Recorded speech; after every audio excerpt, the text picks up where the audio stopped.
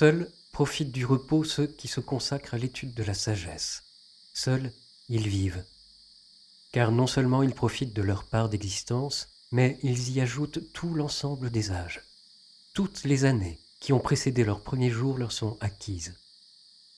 À moins d'être particulièrement ingrats, les célèbres fondateurs de ces écoles sublimes sont nés pour nous. Ils nous ont défriché la vie.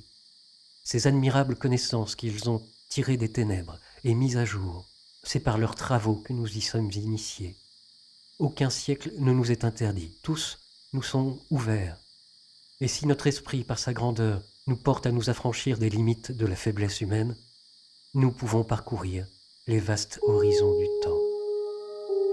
Je peux discuter avec Socrate, être sceptique avec Carnéade, jouir du repos avec Épicure, avec les stoïciens vaincre la nature humaine, avec les cyniques dépasser son importance, marcher enfin d'un pas égal avec la nature elle-même, être contemporain de tous les siècles.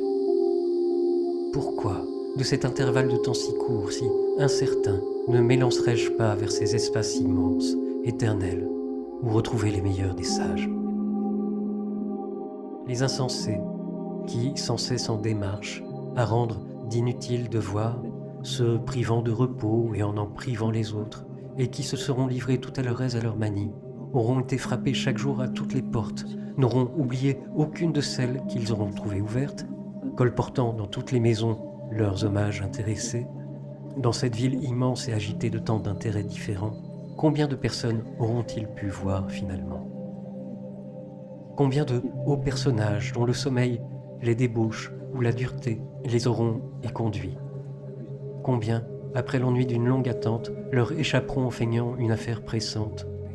Combien d'autres, évitant de paraître dans le vestibule rempli de clients, s'échapperont par quelque issue secrète, comme s'il n'était pas plus malhonnête de s'esquiver que de refuser sa porte?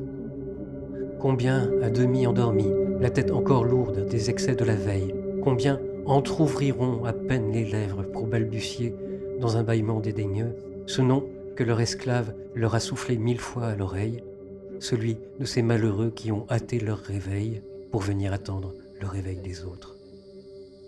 Mais ceux qui, tous les jours, ont avec les Zénons, les Pythagore, les Démocrites, les Aristophanes, les Théophrastes, et tant d'autres précepteurs de la morale et de la science, des relations familières, intimes, ceux-là, nous pouvons le dire, s'attachent à leur véritable devoir.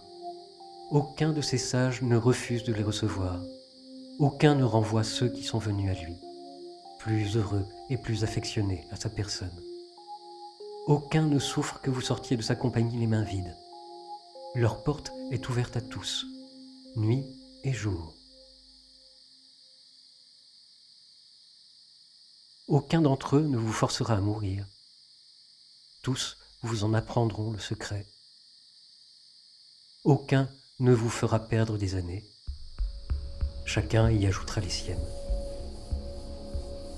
Nul ne vous compromettra par ses discours,